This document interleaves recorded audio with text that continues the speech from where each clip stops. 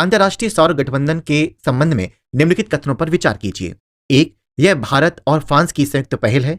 2, इसका मुख्यालय उत्तर प्रदेश में स्थित है। 3, इसमें केवल उष्णकटिबंधीय क्षेत्र में स्थित देश ही शामिल हो सकते हैं। उपयुक्त में से कितने कथन सही हैं? ए केवल 1, बी केवल 2, सी सभी 3 या फिर डी कोई भी नहीं।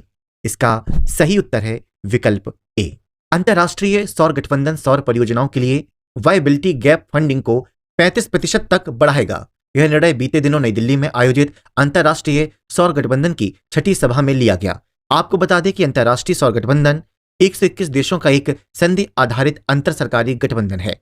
इसे 2015 में UNFCCC के पेरिस शिखर सम्मेलन के मौके पर भारत और फ्रांस द्वारा स्थापित किया गया था, इसलिए कथन 1 सही है। इसका मुख्यालय हरियाणा के गुरुग्राम में स्थित है, इसलिए कथन 2 सही नहीं है। उष्णकटिबंधीय क्षेत्र के बाहर स्थित देश गठबंधन का हिस्सा बन सकते हैं और मतदान में भाग लेने के अधिकार को छोड़कर इसके सभी लाभ प्राप्त कर सकते हैं, इसलिए कथन 3 सही नहीं है। इस प्रकार केवल एक कथन ही सही है, इसलिए विकल्प ही सही है। अगला प्रश्न, हाल ही में खबरों में रहा अरलम वन्यजीव अभ्यारण्य किस राज्य में स्थित है? ए कर्नाटक, बी आंध्र प्रदेश, सी केरल, डी गोवा। इसका सही उत्तर है विकल्प सी। हाल ही में संदिग्ध माओवादियों ने अरलम वन्यजीव अभ्यारण्य में वन विभाग के निगरानीकर्ताओं पर गोलीबारी की। आपको बता दें कि अरलम वन अभ्यारण्य भारत के केरल राज्य में पश्चिमी घाट के पश्चिमी ढलानों में स्थित एक वन अभ्यारण्य है। यह अभ्यारण्य कन्नूर जिले में 55 वर्ग किलोमीटर पर विस्तारित है।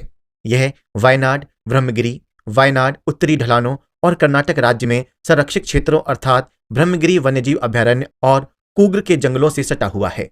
इसकी सबसे ऊंची चोटी कट्टी बेटा है। चीकानी नदी इस क्षेत्र से होकर बहती है, इसलिए विकल्प सी सही है। अगला प्रश्न, एमबाई भारत के संदर्भ में निम्नलिखित कथनों पर विचार कीजिए। 1, इस पहल का उद्देश्य पेरिस ओलंपिक 2024 के लिए खिलाड़ियों को प्रशिक्षित करना है। 2, इसके तहत लक्षित वर्ग 15 से 29 वर्ष आयु समूह है। उपयुक्त में से कौन से कथन सही हैं? ए केवल 1, बी केवल 2, सी 1 और 2 दोनों, डी ना तो 1 और ना ही 2। इसका सही उत्तर है विकल्प बी। प्रधानमंत्री ने राष्ट्रीय एकता दिवस पर मेरा युवा भारत यानी एमबाई भारत मंच की शुरुआत करके भारत के युवाओं के लिए एक अभियान की घोषणा की है। आपको बता दें कि एमबाई भारत की कल्पना युवा विकास के लिए एक प्रौद्योगिकी संचालित सुविधा प्रदाता के रूप में की गई है। इसका लक्ष्य युवाओं को उनकी आकांक्षाओं को साकार करने और विकसित भारत के निर्माण में योगदान देने हेतु सशक्त बनाने के लिए समान अवसर प्रदान करना है, इसलिए कथन 1 सही नहीं है। इस पहल का लक्ष्य 15 से 29 वर्ष की आयु के युवाओं को विकास के सक्रिय चालक के रूप में शामिल करना है, इसलिए कथन 2 सही है। इस प्रकार विकल्प बी सही है।